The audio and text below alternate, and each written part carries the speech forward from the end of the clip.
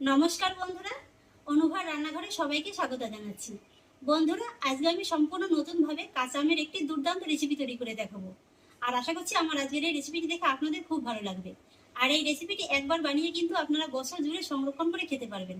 তো চলুন বন্ধুরা, আমার আজকের রেসিপিটি শুরু করা যাক।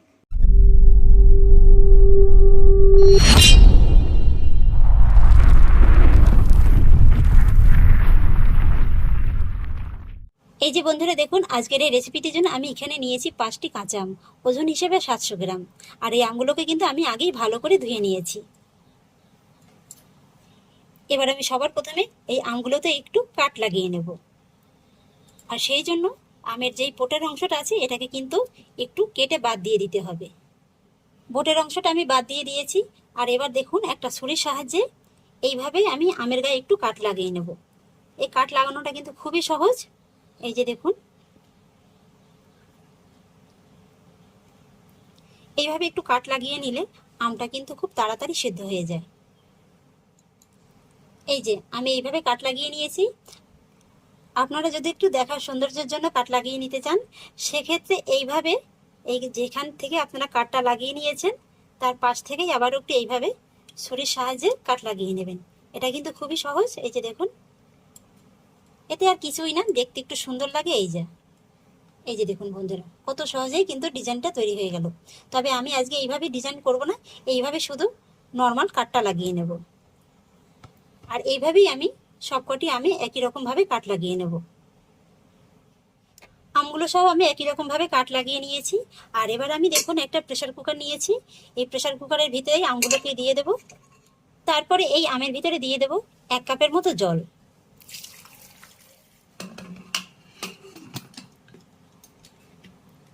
আর তারপর এই প্রেসার কুকারের ঢাকাটা আটকে আমি এই আমে মাত্র একটা সিটি মেরে নেব। বন্ধুরা, আমি গ্যাসটা অন করে দিয়েছি। আর গ্যাসের ফ্লেমটা হাইতে রেখেই কিন্তু একটা সিটি মেরে নিতে হবে। আমি এই আমটা প্রেসার কুকারে সেদ্ধ করে নিচ্ছি। আপনারা চাইলে কিন্তু কড়াইতেও সেদ্ধ করে নিতে পারেন, সেক্ষেত্রে সময়টা একটু বেশি লাগবে। এই যা, আর আম যেহেতু সেদ্ধ হতে সময় খুবই কম লাগে, তাই মাত্র 1টা থেকে 2টো সিটি মারলেই কিন্তু আমটা খুব ভালোভাবেই সেদ্ধ হয়ে যাবে। বন্ধুরা, আমি একটা সিটি আমি মেরে নিয়েছি। আর এবার গ্যাসের ফ্লেমটাকে অফ করে দেব। আর এইভাবেই আমটাকে আমি প্রেসার কুকারের ভিতরে কিছুক্ষণ রেখে দেব।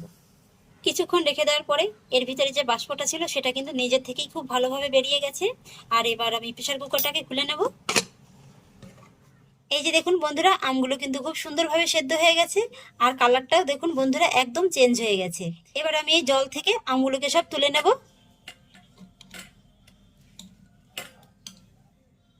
আমগুলোকে আমি তুলে নিয়েছি। আর তুলে নেওয়ার পরে এই যে আম সেদ্ধ করার জলটা আছে এটা কিন্তু ফেলে দেবো না, এটা কিন্তু পরে কাজে লাগবে। আর এবার বন্ধুরা, এই আমগুলোকে আমি খুব ভালো করে ঠান্ডা করে নেব। আমগুলো খুব ভালোভাবে ঠান্ডা হয়ে গেছে। এবার আমি আম থেকে আমের খোসাগুলোকে আলাদা করে নেব। এই যে দেখুন বন্ধুরা, কত সহজেই আমের থেকে আমের খোসাগুলোকে আলাদা করা গেল। আপনারা কিন্তু আমের খোসাটাকে বটিতে বা ছুরি দিয়ে কেটেও এইভাবে সেদ্ধ করে নিতে পারেন, সেক্ষেত্রে কিন্তু একটু সময়টা বেশি লাগবে। আর তাছাড়া বন্ধুরা, আমের খোসাতে কিন্তু প্রচুর পরিমাণে অ্যান্টিঅক্সিডেন্ট থাকে, সেটা আমাদের শরীরের পক্ষে ভীষণ উপকারী। তাই এইভাবে যদি খোসা সহ আমটাকে সেদ্ধ করে নেওয়া হয় তাহলে কিন্তু এর গুণাগুণটা আমরা পেয়েই যাব। এই যে দেখুন বন্ধুরা, কত সহজেই আমের খোসাটা আম থেকে আলাদা করা গেল। আর এবার দেখুন বন্ধুরা, আমি আমটাকে হাতের সাহায্যে খুব ভালো করে চটকে নেব। এই যে দেখুন কত সহজেই আটি থেকে আমের কাঠটা বেরিয়ে যাচ্ছে। এই যে দেখুন বন্ধুরা, আটি থেকে কিন্তু আমি কাঠটাকে খুব ভালো করে বের করে নিয়েছি। আর এবার দেখুন, এই যে আমের খোসাটা আছে এটাকে কিন্তু এইভাবে একটু চামচের সাহায্যে আঁচড়ে দিলে এর ভিতরে কাঠটা খুব সহজেই বেরিয়ে যাবে। এই যে দেখুন, কাঠটা বের করার ফলে দেখুন খোসাটা কতটা পাতলা হয়ে গেছে। আর এইভাবেই বন্ধুরা, আমি পুরো আমটাকে ছুলে এইভাবে আমের থেকে আমের কাঠটাকে বের করে নেব। এই যে দেখুন বন্ধুরা, একই রকম ভাবে আমি সবকটি আম থেকে আমের কাঠটাকে বের করে নিয়েছি। আর দেখুন বন্ধুরা, মাত্র 5টি আমে কতটা আমের কাঠ বেরিয়েছে। আর এবার আমি এই আমের কাঠটাকে একটি মিক্সিং জারের ভিতরে ঢেলে দেব। আর তারপরে এই আমের কাঠের ভিতরে ঢেলে দেব আমি যে আমটা সিদ্ধ করে জলটা রেখেছিলাম সেই জলের থেকে 1 কাপের মতো জল। আর এবার আমি আমটাকে খুব ভালো করে পেস্ট করে নেব। এই যে দেখুন বন্ধুরা, আমি কিন্তু আমটাকে খুব সুন্দর করে পেস্ট করে নিয়েছি। আর এবার আমি এই পেস্ট করা আমের ভিতরে দিয়ে দেবো 1 কাপের মতো ফ্রেশ পুদিনা পাতা। এই পুদিনা পাতাটার আমি ডাঁটটাকে আলাদা করে নিয়ে শুধু পাতাটাকে নিয়ে নিয়েছি, আর পাতাটাকে কিন্তু খুব ভালো করে ধুয়ে জলটাকে ঝরিয়ে নিয়েছি। বন্ধুরা, এই পুদিনা পাতা কিন্তু শরীরের পক্ষে খুবই উপকারী, এটা পেট ঠান্ডা রাখতে খুবই সাহায্য করে। পুদিনা পাতাটাও মিক্সচারে দিয়ে দেওয়ার পরে এবার আমি একই রকম ভাবে আবারও খুব ভালো করে পেস্ট করে নেব। এই যে দেখুন বন্ধুরা, পুদিনা পাতা দেওয়ার পরও আমি খুব সুন্দর করে পেস্ট করে নিয়েছি। এবার ফাইনালি এটাকে আমি আপনাদের দেখিয়ে দিচ্ছি। এই যে দেখুন, আপনারা নিশ্চয়ই দেখে বুঝতে পারছেন যে এটাকে কতটা স্মুথ ভাবে আমি পেস্ট করে নিয়েছি। তবে হ্যাঁ, এক্ষেত্রে আপনারা একটু চেক করে দেখবেন যে যদি দেখেন যে একটু হাতে দানা দানা বাজছে, সেক্ষেত্রে আপনারা এটাকে একটু ছাঁকনির সাহায্যে ছেঁকেও নিতে পারেন। এবারে আমি আম পুদিনা পাতার পেস্টটা অন্য একটি জায়গায় ঢেলে নেব। আর তারপর আমি এখানে দেখুন নিয়েছি 700 গ্রাম আমের জন্য 3 কাপ ছোট মিষ্টির দানা। এই যে দেখুন বন্ধুরা, এই ছোট মিষ্টির দানাটা কিন্তু আপনারা যে কোনো মুদি দোকানে পেয়ে যাবেন। আর তাছাড়া যদি এই মিষ্টি দানাটা না পান, সেক্ষেত্রে কিন্তু আপনারা চিনি দিয়েও করতে পারেন। আর এবার আমি একটি কড়াই নিয়ে নিয়েছি, কড়াইতে দিয়ে দেবো এই মিষ্টির দানাটা। তারপরে এর ভিতরে অ্যাড করব 1.5 কাপ মতো জল। আর এইবারে আমি গ্যাসের ফ্লেমটা মিডিয়ামে রেখে এইভাবে ততক্ষণই নেড়ে চেড়ে নেবো যতক্ষণ না পর্যন্ত জলের সঙ্গে এই মিষ্টি দানাটা খুব ভালোভাবে মেল্ট হয়ে যাচ্ছে। বন্ধুরা, মিষ্টি দানাটা জলের সঙ্গে খুব ভালোভাবে মেল্ট হয়ে গেছে, আর জলে কিন্তু একটা বলবও চলে এসছে। আর মিষ্টির দানাটা ভালোভাবে গলে যাওয়ার পরে আমি কিন্তু জলে একটা বলক তুলে নিয়েছি। আর ঠিক এই পর্যায়ে আমি এর ভিতরে দিয়ে দেবো কাঁচা আম আর পুদিনা পাতার পেস্টটা। আর এবার মিডিয়াম ফ্লেমে এই পুদিনা পাতা আর আমের পেস্টটা এই মিষ্টির জলের ভিতরে ভালো করে মিশিয়ে দেব। বন্ধুরা, আপনারা ভাবছেন তো যে আজকে আমি কাঁচা আম দিয়ে কি রেসিপি আপনাদের সঙ্গে শেয়ার করতে চলেছি। হ্যাঁ বন্ধুরা, আজকে আমি কাঁচা আম দিয়ে আপনাদের সঙ্গে কাঁচা আমের শরবত শেয়ার করতে চলেছি। তবে হ্যাঁ, আমি আজকে যেভাবে এই কাঁচা আমের শরবতটা তৈরি করে দেখাচ্ছি, এইভাবে কিন্তু আপনারা মাসের পর মাস, এমনকি সারা বছর ধরেও কিন্তু সংরক্ষণ করে খেতে পারবেন। জলের সঙ্গে আমের পেস্টটাকে আমি ভালো করে মিশিয়ে দিয়েছি। আর এবার মিডিয়াম ফ্লেমে এইভাবে অনবরত নেড়েচেড়ে আমি এই আমের পেস্টটাকে জলের সঙ্গে 6 থেকে 7 মিনিটের মতো ফুটিয়ে নেব। এবার আমি আপনাদের 6 থেকে 7 মিনিট বাদে দেখাচ্ছি। এই যে দেখুন বন্ধুরা, এই মিশ্রণে কিন্তু খুব সুন্দর একটা ফোট এসে গেছে। আর এবার আমি এর ভিতরে কিছু কিছু মশলার উপকরণ অ্যাড করব। প্রথমেই দিয়ে দিচ্ছি 1 টেবিল চামচ বিট লবণ। তারপরে দিয়ে দিচ্ছি 1/2 টেবিল চামচ রেগুলার লবণ। তবে লবণের স্বাদটা কিন্তু আপনারা আপনাদের স্বাদ অনুযায়ী দেবেন। আর এবার দিয়ে দেবো 1 টেবিল চামচের একটু কম কালো গোলমরিচের গুঁড়ো। তারপরে দিয়ে দেবো 2 টেবিল চামচ ভাজা জিরের গুঁড়ো।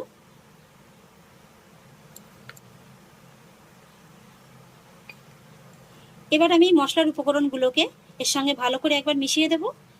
মশলাগুলোকে আমি খুব সুন্দর করে মিশিয়ে দিয়েছি। আর বন্ধুরা, এই সময় কাঁচা আমের এত সুন্দর একটা গন্ধ বেরিয়েছে না, সারা ঘরময় শুধু কাঁচা আমের গন্ধ, দারুণ লাগছে। আর এই গন্ধটা কিন্তু আপনারা তখনই উপলব্ধি করতে পারবেন যখন আপনারা নিজেরাই বাড়িতে তৈরি করবেন। আর এবার আমি সবশেষে এর ভিতরে অ্যাড করব সুন্দর একটা কালারের জন্য 1 থেকে 2 ফোঁটার মতো সবুজ ফুড কালার।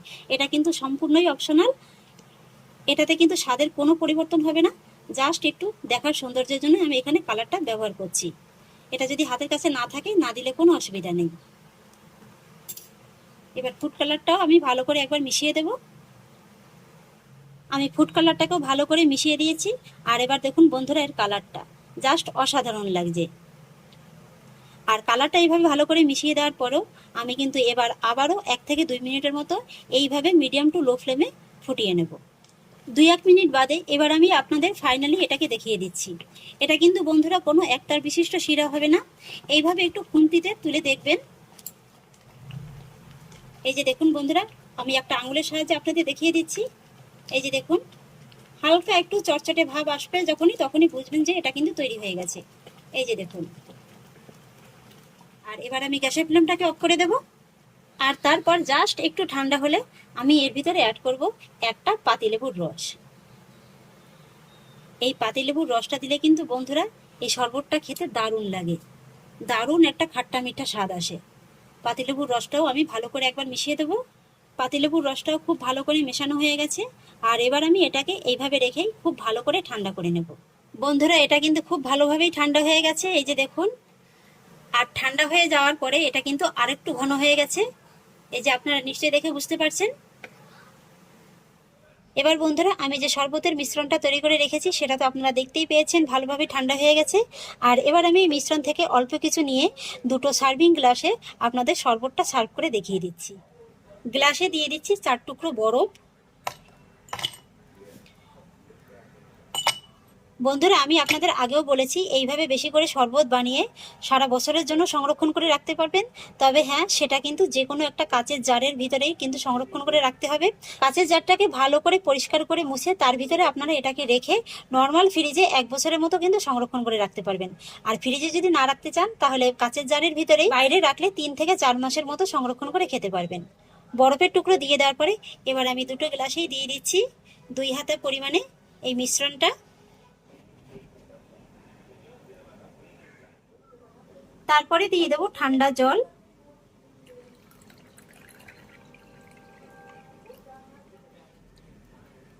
তারপর চামচের সাহায্যে ভালো করে মিশিয়ে দেব। উপর থেকে একটু দেখার সৌন্দর্যের জন্য দিয়ে দেবো দুটো পুদিনা পাতা। এবার দেখুন বন্ধুরা শরবতের ফাইনাল লুকটা দেখতে কিন্তু অপূর্ব লাগছে। একেবারে দেখুন কাঁচা আমের মতোই কিন্তু রংটা এসছে। তো বন্ধুরা আপনারা দেখতেই পেলেন আমি কত সহজ উপায়ে মাত্র 1 দিন কিংবা 2 দিনের জন্য না, সারা বছরের জন্য কাঁচা আমের শরবতের রেসিপি তৈরি করে দেখালাম। আর আশা করছি এইভাবে হয়তোবা আপনারা কোনোদিন কাঁচা আমের শরবত খাননি কিংবা দেখাননি। আর আমার আজকের এই শরবতের রেসিপিটি আপনাদের খুবই ভালো লেগেছে। যদি ভালো লেগে থাকে তাহলে আমাকে অবশ্যই একটা লাইক এবং কমেন্ট করবেন, সেই সঙ্গে বন্ধুদের সঙ্গে শেয়ার করবেন। আর প্লিজ বন্ধুরা যদি আমার পরিবারের নতুন সদস্য হয়ে থাকেন তাহলে একটা সাবস্ক্রাইব করে পাশে থাকা বেল আইকনটি প্রেস করে দেবেন। ফিরে আসছি এরকমই পরের অন্য কোনো নতুন রেসিপি নিয়ে। সবাই ভালো থাকুন, সুস্থ থাকুন, ধন্যবাদ।